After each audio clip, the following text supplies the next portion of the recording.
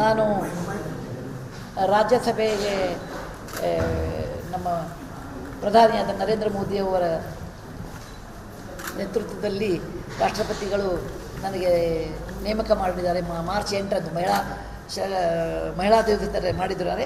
ರಾಜ್ಯಸಭೆಗೆ ನಾನು president nominee ಅಂತಾಗೇನೆ ನನಗೆ ಭಾಳ ಸಂತೋಷ ತಂದಿದೆ. ನಾನು ಪ್ರೆಸಿಡೆಂಟ್ ನಾಮಿನಿ ಇರೋದನ್ನು ಯಾವ ಮಾಧ್ಯಮದವರಿಗೆ ವಿಶೇಷವಾದ ನಮಸ್ಕಾರ. ನನಗೆ ಮಾರ್ಚ್ 8ನೇ ತಾರೀಕು ನಮ್ಮ ಸನ್ಮಾನ್ಯ ರಾಷ್ಟ್ರಪತಿಗಳು ಮತ್ತು ನಮ್ಮ ಪ್ರಧಾನಿ ನರೇಂದ್ರ ಮೋದಿಯವರಿಂದ ನಾನು ರಾಜ್ಯಸಭೆಗೆ ಪ್ರೆಸಿಡೆಂಟ್ ನಾಮಿನಿ ಅಂತ ಆಯ್ಕೆ ಮಾಡಿದ್ರು. ನನಗೆ ಬಹಳ ಸಂತೋಷ.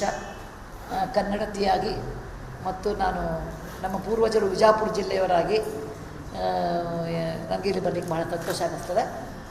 ಮೊದಲನೇದಾಗಿ ನಾನು ನಮ್ಮ ದೇಶದ ಯಾವುದೇ ಜಿಲ್ಲೆಯನ್ನು ನಾನು ಆರಿಸ್ಬೋದಿತ್ತು, ಒಂದು ಕಾನ್ಸ್ಟಿಟ್ಯೂಯೆನ್ಸಿ ಅಂತ ಬೇಕಾದ ಆರಿಸ್ಬೋದಿತ್ತು.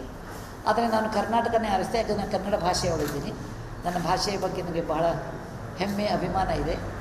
ಎರಡನೇದು, ನಾನು ಬೇಕಾದ ಜಿಲ್ಲೆ ಕರ್ನಾಟಕದಲ್ಲಿ ಆರಿಸ್ಬೋದಿತ್ತು.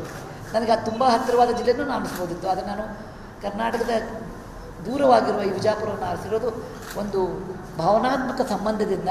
ಯಾಕೆಂದರೆ ನಮ್ಮ ಹಿರಿಯರು ಜಮಖಂಡಿ ತಾಲೂಕಿನ ಅವಿಭಕ್ತ ವಿಜಾಪುರ ಜಿಲ್ಲೆಯ ಜಮಖಂಡಿ ತಾಲೂಕಿನ ಸಾವಳಗಿ ಗ್ರಾಮದ ಕುಲಕರ್ಣಿಯವರು ನಾವು. ಮತ್ತು ನನಗೆ ವಿಶೇಷವಾದ ಪ್ರೀತಿ ಇದೆ ವಿಜಾಪುರದ ಮೇಲೆ, ವಿಜಯಪುರದ ಮೇಲೆ. ಬಾಲ್ಯದಲ್ಲಿ ಅನೇಕ ಸಾರಿ ಬಂದು ನಾನು ಇದನ್ನು ಆಯ್ಕೆ ಮಾಡಿಕೊಂಡಿದ್ದೀನಿ. ಪ್ರಧಾನ MP ಲ್ಯಾಡ್ ಅಂತ ನಮಗೊಂದು ಫಂಡ್ ಬರ್ತದೆ, ಅದರಲ್ಲಿ ಲೋಕಲ್ ಏರಿಯಾ ಡೆವಲಪ್ಮೆಂಟ್ ಅಂತ. ಆ ಡೆವಲಪ್ಮೆಂಟ್ ಫಂಡ್ನಲ್ಲಿ ನನಗೆ ತಿಳಿದ ಮಟ್ಟಿಗೆ ಜನಸಾಮಾನ್ಯರಿಗೆ ಉಪಯೋಗ ಆಗುವಂಥ ಕಾರ್ಯಕ್ರಮಗಳನ್ನು ಮಾಡಬೇಕು ಅಂದ್ಕೊಂಡಿದ್ದೀನಿ. ಅದು ಗ್ರಂಥಾಲಯವೇ ಇರ್ಬೋದು, ಸ್ಟೇಡಿಯಮ್ಮೇ ಇರ್ಬೋದು, ಆಸ್ಪತ್ರೆಯಲ್ಲಿ ಧರ್ಮಶಾಲೆ ಇರ್ಬೋದು, ಮತ್ತು ಕೆಲಸವನ್ನು ತೊಗೊಂಡಿದ್ದೀನಿ. ನಮ್ಮ ಜಿಲ್ಲೆಯ ಎಲ್ಲ ಜನರು ನನಗೆ ಸಹಕಾರ ಕೊಡ್ತಾರೆ ಅಂತ ನನಗೆ ಭಾವಿಸ್ತೀನಿ. ಇಲ್ಲಿಯವರೆಗೂ ಆಡಳಿತ ವರ್ಗದಲ್ಲಿ ಎಲ್ಲ ಅಧಿಕಾರಿಗಳು, ವಿಶೇಷವಾಗಿ ನಮ್ಮ ಭೂಪಾಲನ್ನವರು, ಅವ್ರ ಸಿಬ್ಬಂದಿಯವರು, ಅವರಿಗೆ ನಮ್ಗೆ ಬಹಳವಾಗಿ ನನಗೆ ಒಂದು ಪ್ರೋತ್ಸಾಹ ಕೊಟ್ಟಿದ್ದಾರೆ, ಸಜೆಷನ್ ಹೇಳಿದ್ದಾರೆ ಮತ್ತು ಉತ್ಸಾಹ ತೋರಿಸಿದ್ದಾರೆ. ಹೀಗೆ ಇವರೆಲ್ಲರೂ ಇರಬೇಕಾದ್ರೆ ನನಗೆ ಭಾಳ ಈ ಕೆಲಸ ಮಾಡೋಕ್ಕೆ ಭಾಳ ಸಂತೋಷ ಅನ್ನಿಸ್ತದೆ. ಜೈ ಹಿಂದ್, ಜೈ ಕರ್ನಾಟಕ. ನಮ್ಮ ಫಸ್ಟ್ ತಮ್ಮದೇನು ಸ್ಪೀಚ್ ಮಾಡಿರೋದು ರಾಜ್ಯಸಭಾದಲ್ಲಿ, ಅದರಲ್ಲಿ ಪ್ರವಾಸದ ಬಗ್ಗೆ ತಾವು ಬಿಜಾಪುರದಲ್ಲಿ ವಿಶೇಷ. ರಾಜ್ಯಸಭೆಯಲ್ಲಿ ಮೊದಲನೇ ಭಾಷಣದಲ್ಲಿ ನನಗೆ ಎಕ್ಸ್ಟೆಂಪೋರ್ ನಾನು ಇನ್ನೂ ಪ್ರಿಪೇರ್ ಆಗಿದ್ದಿಲ್ಲ. ಆದರೆ ನನಗೆ ಅದು ಒಂದು ಅವಕಾಶ ಸಿಕ್ಕಾಗ ನಾನು ಹೇಳಿದೆ, ನಮ್ಮ ದೇಶದಲ್ಲಿ 57 ಇಂಥ ಒಳ್ಳೆಯ ಉತ್ತಮವಾದ ಪ್ರವಾಸಿ ಸ್ಥಾನಗಳವ. ಕೇವಲ 42 ಸ್ಥಾನಗಳಿಗೆ ಮಾತ್ರ ವಿಶ್ವ ಮಾನ್ಯತೆ ಸಿಕ್ಕಿದೆ, ಇನ್ನೂ 57 ಇದೆ.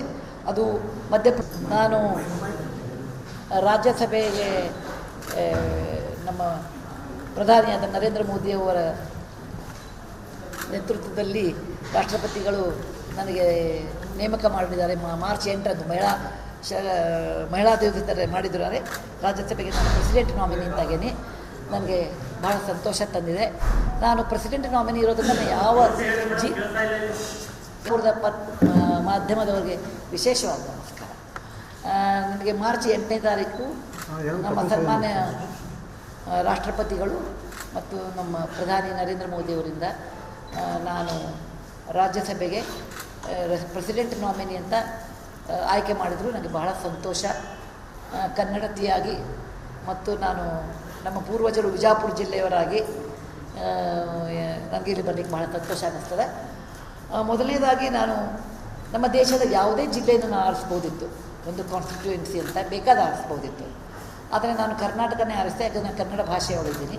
ನನ್ನ ಭಾಷೆಯ ಬಗ್ಗೆ ನನಗೆ ಬಹಳ ಹೆಮ್ಮೆ ಅಭಿಮಾನ ಇದೆ. ಎರಡನೇದು, ನಾನು ಬೇಕಾದ ಜಿಲ್ಲೆ ಕರ್ನಾಟಕದಲ್ಲಿ ಆರಿಸ್ಬೋದಿತ್ತು. ನನಗೆ ಅದು ತುಂಬ ಹತ್ತಿರವಾದ ಜಿಲ್ಲೆನೂ ನಾನು ಆರಿಸ್ಬೋದಿತ್ತು. ಆದರೆ ನಾನು ಕರ್ನಾಟಕದ ದೂರವಾಗಿರುವ ಈ ವಿಜಾಪುರವನ್ನು ಆರಿಸಿರೋದು ಒಂದು ಭಾವನಾತ್ಮಕ ಸಂಬಂಧದಿಂದ. ಯಾಕೆಂದರೆ ನಮ್ಮ ಹಿರಿಯರು ಜಮಖಂಡಿ ತಾಲೂಕಿನ ಅವಿಭಕ್ತ ವಿಜಾಪುರ ಜಿಲ್ಲೆಯ ಜಮಖಂಡಿ ತಾಲೂಕಿನ ಸಾವಳಗಿ ಗ್ರಾಮದ ಕುಲಕರ್ಣಿಯವರು ನಾವು. ಮತ್ತು ನನಗೆ ವಿಶೇಷವಾದ ಪ್ರೀತಿ ಇದೆ ವಿಜಾಪುರದ ಮೇಲೆ, ವಿಜಯಪುರದ ಮೇಲೆ. ಬಾಲ್ಯದಲ್ಲಿ ಅನೇಕ ಸಾರಿ ಬಂದು ನಾನು ಇದನ್ನು ಆಯ್ಕೆ ಮಾಡಿಕೊಂಡಿದ್ದೀನಿ. ಪ್ರಧಾನ MP ಲ್ಯಾಡ್ ಅಂತ ನಮಗೊಂದು ಫಂಡ್ ಬರ್ತದೆ, ಅದರಲ್ಲಿ ಲೋಕಲ್ ಏರಿಯಾ ಡೆವಲಪ್ಮೆಂಟ್ ಅಂತ. ಆ ಡೆವಲಪ್ಮೆಂಟ್ ಫಂಡ್ನಲ್ಲಿ ನನಗೆ ತಿಳಿದ ಮಟ್ಟಿಗೆ ಜನಸಾಮಾನ್ಯರಿಗೆ ಉಪಯೋಗ ಆಗುವಂಥ ಕಾರ್ಯಕ್ರಮಗಳನ್ನು ಮಾಡಬೇಕು ಅಂದ್ಕೊಂಡಿದ್ದೀನಿ. ಅದು ಗ್ರಂಥಾಲಯವೇ ಇರ್ಬೋದು, ಸ್ಟೇಡಿಯಮ್ಮೇ ಇರ್ಬೋದು, ಆಸ್ಪತ್ರೆಯಲ್ಲಿ ಧರ್ಮಶಾಲೆ ಇರ್ಬೋದು, ಮತ್ತು ಕೆಲಸವನ್ನು ತೊಗೊಂಡಿದ್ದೀನಿ. ನಮ್ಮ ಜಿಲ್ಲೆಯ ಎಲ್ಲ ಜನರು ನನಗೆ ಸಹಕಾರ ಕೊಡ್ತಾರೆ ಅಂತ ನನಗೆ ಭಾವಿಸ್ತೀನಿ. ಇಲ್ಲಿಯವರೆಗೂ ಆಡಳಿತ ವರ್ಗದಲ್ಲಿ ಎಲ್ಲ ಅಧಿಕಾರಿಗಳು, ವಿಶೇಷವಾಗಿ ನಮ್ಮ ಭೂಪಾಲನ್ನವರು, ಅವರ ಸಿಬ್ಬಂದಿಯವರು, ಅವರಿಗೆ ಬಹಳವಾಗಿ ನನಗೆ ಒಂದು ಪ್ರೋತ್ಸಾಹ ಕೊಟ್ಟಿದ್ದಾರೆ, ಸಜೆಷನ್ ಹೇಳಿದ್ದಾರೆ ಮತ್ತು ಉತ್ಸಾಹ ತೋರಿಸಿದ್ದಾರೆ. ಹೀಗೆ ಇವರೆಲ್ಲರೂ ಇರಬೇಕಾದ್ರೆ ನನಗೆ ಭಾಳ ಈ ಕೆಲಸ ಮಾಡೋಕ್ಕೆ ಭಾಳ ಸಂತೋಷ ಅನ್ನಿಸ್ತಿದೆ. ಜೈ ಹಿಂದ್, ಜೈ ಕರ್ನಾಟಕ. ನಮ್ಮ ಫಸ್ಟ್ ತಮ್ಮದು ಏನು ಸ್ಪೀಚ್ ಮಾಡ್ರಿ ರಾಜ್ಯಸಭಾದಲ್ಲಿ, ಅದರಲ್ಲಿ ಪ್ರವಾಸೋದ್ಯಮ ಬಗ್ಗೆ ತಾವು ತಿಳ್ಕೊರಿ. ಈಗ ಬಿಜಾಪುರಲ್ಲಿ ವಿಶೇಷ ರಾಜ್ಯಸಭೆಯಲ್ಲಿ ಮೊದಲನೇ ಭಾಷಣದಲ್ಲಿ ನನಗೆ ಎಕ್ಸ್ಟೆಂಪೋರ್, ನಾನು ಇನ್ನೂ ಪ್ರಿಪೇರ್ ಆಗಿದ್ದಿಲ್ಲ, ಆದರೆ ನನಗೆ ಅದು ಒಂದು ಅವಕಾಶ ಸಿಕ್ಕಾಗ ನಾನು ಹೇಳಿದೆ, ನಮ್ಮ ದೇಶದಲ್ಲಿ 57 ಇಂಥ ಒಳ್ಳೆಯ ಉತ್ತಮವಾದ ಪ್ರವಾಸಿ ಸ್ಥಾನಗಳವ, ಕೇವಲ 42 ಸ್ಥಾನಗಳಿಗೆ ಮಾತ್ರ ವಿಶ್ವ ಮಾನ್ಯತೆ ಸಿಕ್ಕಿದೆ, ಇನ್ನೂ 57 ಇದೆ. ಅದು ಮಧ್ಯಪ್ರದೇಶದ ಮಾಂಡು.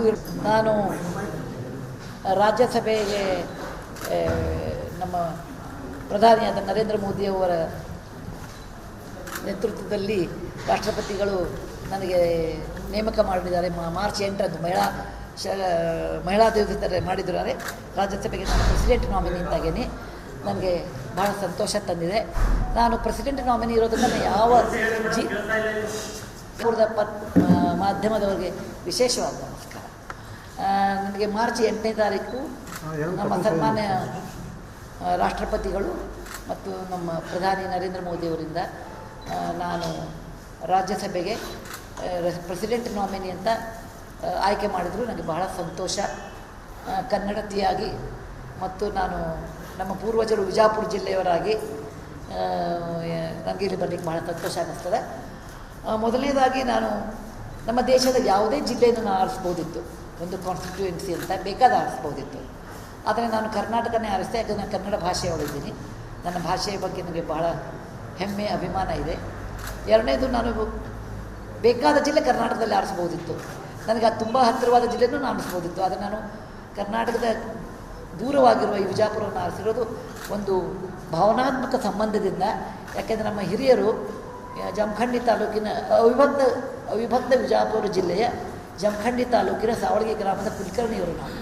ಮತ್ತು ನಮ್ಗೆ ವಿಶೇಷವಾದ ಪ್ರೀತಿ ಇದೆ ಬಿಜಾಪುರದ ಮೇಲೆ, ವಿಜಯಪುರದ ಮೇಲೆ. ಬಾಲ್ಯದಲ್ಲಿ ಅನೇಕ ಸಾರಿ ಬಂದು ನಾನು ಇದನ್ನು ಆಯ್ಕೆ ಮಾಡಿಕೊಂಡಿದ್ದೀನಿ. ಪ್ರಧಾನ MP ಲ್ಯಾಡ್ ಅಂತ ನಮಗೊಂದು ಫಂಡ್ ಬರ್ತದೆ, ಅದರಲ್ಲಿ ಲೋಕಲ್ ಏರಿಯಾ ಡೆವಲಪ್ಮೆಂಟ್ ಅಂತ. ಆ ಡೆವಲಪ್ಮೆಂಟ್ ಫಂಡ್ನಲ್ಲಿ ನನಗೆ ತಿಳಿದ ಮಟ್ಟಿಗೆ ಜನಸಾಮಾನ್ಯರಿಗೆ ಉಪಯೋಗ ಆಗುವಂಥ ಕಾರ್ಯಕ್ರಮಗಳನ್ನು ಮಾಡಬೇಕು ಅಂದ್ಕೊಂಡಿದ್ದೀನಿ. ಅದು ಗ್ರಂಥಾಲಯವೇ ಇರ್ಬೋದು, ಸ್ಟೇಡಿಯಮ್ಮೇ ಇರ್ಬೋದು, ಆಸ್ಪತ್ರೆಯಲ್ಲಿ ಧರ್ಮಶಾಲೆ ಇರ್ಬೋದು, ಮತ್ತು ಕೆಲಸವನ್ನು ತೊಗೊಂಡಿದ್ದೀನಿ. ನಮ್ಮ ಜಿಲ್ಲೆಯ ಎಲ್ಲ ಜನರು ನನಗೆ ಸಹಕಾರ ಕೊಡ್ತಾರೆ ಅಂತ ನನಗೆ ಭಾವಿಸ್ತೀನಿ. ಇಲ್ಲಿಯವರೆಗೂ ಆಡಳಿತ ವರ್ಗದಲ್ಲಿ ಎಲ್ಲ ಅಧಿಕಾರಿಗಳು, ವಿಶೇಷವಾಗಿ ನಮ್ಮ ಭೂಪಾಲನ್ನವರು, ಅವರ ಸಿಬ್ಬಂದಿಯವರು, ಅವರಿಗೆ ಬಹಳವಾಗಿ ನನಗೆ ಒಂದು ಪ್ರೋತ್ಸಾಹ ಕೊಟ್ಟಿದ್ದಾರೆ, ಸಜೆಷನ್ ಹೇಳಿದ್ದಾರೆ ಮತ್ತು ಉತ್ಸಾಹ ತೋರಿಸಿದ್ದಾರೆ. ಹೀಗೆ ಇವರೆಲ್ಲರೂ ಇರಬೇಕಾದ್ರೆ ನನಗೆ ಭಾಳ ಈ ಕೆಲಸ ಮಾಡೋಕ್ಕೆ ಭಾಳ ಸಂತೋಷ ಅನ್ನಿಸ್ತಿದೆ.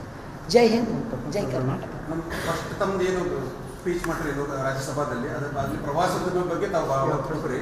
ಈಗ ಬಿಜಾಪುರಲ್ಲಿ ವಿಶೇಷ ರಾಜ್ಯಸಭೆಯಲ್ಲಿ ಮೊದಲನೇ ಭಾಷಣದಲ್ಲಿ ನನಗೆ ಎಕ್ಸ್ಟೆಂಪೋರ್, ನಾನು ಇನ್ನೂ ಪ್ರಿಪೇರ್ ಆಗಿದ್ದಿಲ್ಲ, ಆದರೆ ನನಗೆ ಅದು ಒಂದು ಅವಕಾಶ ಸಿಕ್ಕಾಗ ನಾನು ಹೇಳಿದೆ, ನಮ್ಮ ದೇಶದಲ್ಲಿ 57 ಇಂಥ ಒಳ್ಳೆಯ ಉತ್ತಮವಾದ ಪ್ರವಾಸಿ ಸ್ಥಾನಗಳವ, ಕೇವಲ 42 ಸ್ಥಾನಗಳಿಗೆ ಮಾತ್ರ ವಿಶ್ವ ಮಾನ್ಯತೆ ಸಿಕ್ಕಿದೆ, ಇನ್ನೂ 57 ಇದೆ.